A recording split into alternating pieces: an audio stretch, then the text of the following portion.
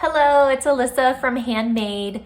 In this video, you'll see me working with a pine dresser, and I did have a little bit of a vision developing with it. I wanted to use a large Paisley stencil across the front, and I knew that there were a few things that I was going to do, but hadn't quite nailed down, like the colors and the stain and all of that, until I had a client reach out and asked if I had any dressers to work with, and she knew that she wanted white. So I explained the vision I had for this piece and she liked it, so we went from there. So enjoy the video, and if you're inspired, go ahead and hit subscribe. Thanks. For this pine dresser, we're going to stain the drawers dark walnut to coordinate with the client's other wood finishes. But first, we have to sand all the drawer faces down to bare wood, and even before we begin that, I must remove and then fill all the original hardware holes. However, I'm not so sure if they are original, since beneath each drawer there is a finger pull, and for the theme that we're doing here, we need to remove and fill all the hardware so the front is completely continuous. After all of the drawers have been completely sanded and the original finish has been completely removed, then we're ready to move on to stain. Here we're using the traditional stain, no gel stains or washes. It's Minwax Dark Walnut. We want it pretty dark, so the first coat I just removed as I applied. On the second coat, I went ahead and applied the stain to all of the drawer fronts and then removed once I was finished.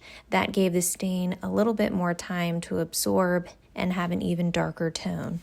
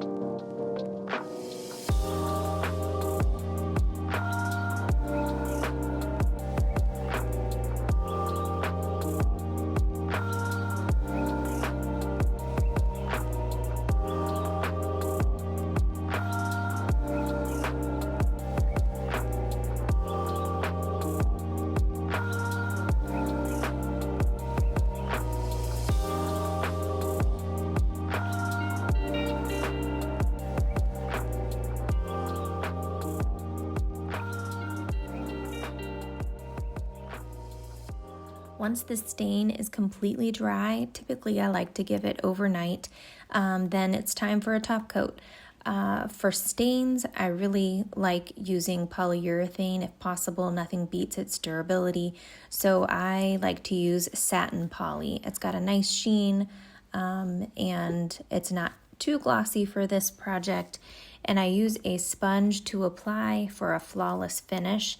After 2 to 3 coats with just a scuff sand in between to knock down any of the texture you get, then it should be smooth and good to go. You'll also see here that there is discoloring where the old hardware used to be. That's not a concern here because in the end we're going to be applying a large scale Paisley stencil across the drawers, which will completely cover the discoloring where the hardware once was.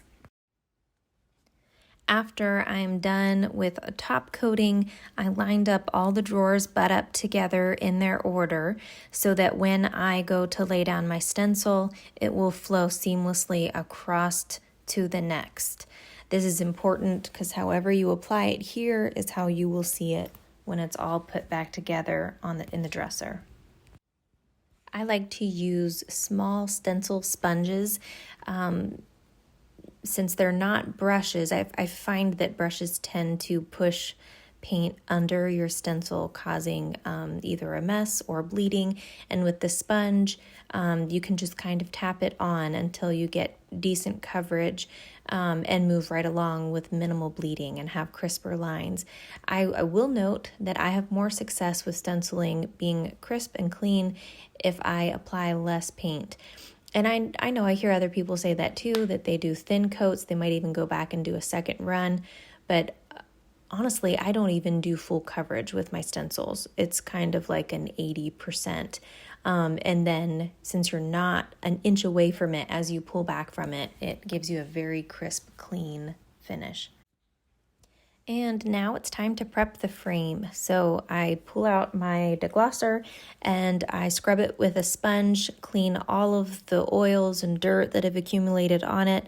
Not only does it clean, but deglosser also helps prep the surface for a good bond with your paint. On this piece, I'm using Heirloom Traditions paint in the color Bone, and that paint has a built-in primer that is a really good bonding primer. So the combination of that paint and prepping with the deglosser, and I'll have great adhesion. As I just mentioned, I'm using the color Bone. It's a really pretty bright white, but it is a slight off-white with just the slightest touch of warmth in it, so it's not like a stark or a fluorescent white. It is one of my go-to whites, along with linen and Bone are probably my most common.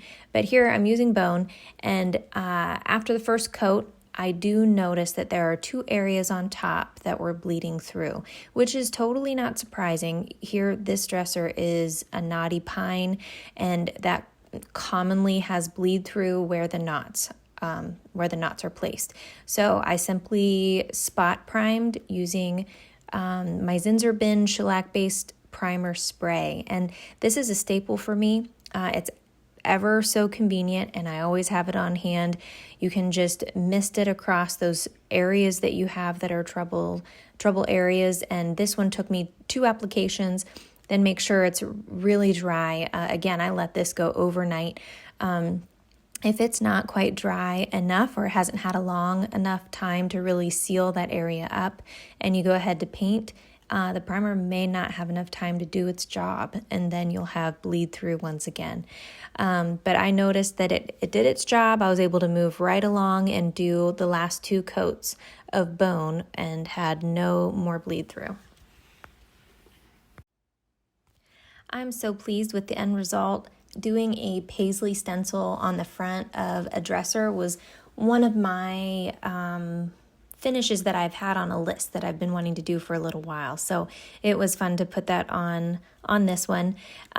Removing the hardware was really key in this design, because having some things bulky right in the middle of this Paisley pattern would have been really distracting. And seeing that pattern fan across all of those drawers is just the right look that we were going after here. And it's feminine, but it's not completely over the top with lots of golds and pinks and florals like you typically expect. And even if you peek inside, you'll note that there's an extra detail in the pink floral paper. Sometimes those extra details are just the right touch to take it over the top for a client. Thank you so much for watching. If you enjoyed this video, hit subscribe to see more from Handmade.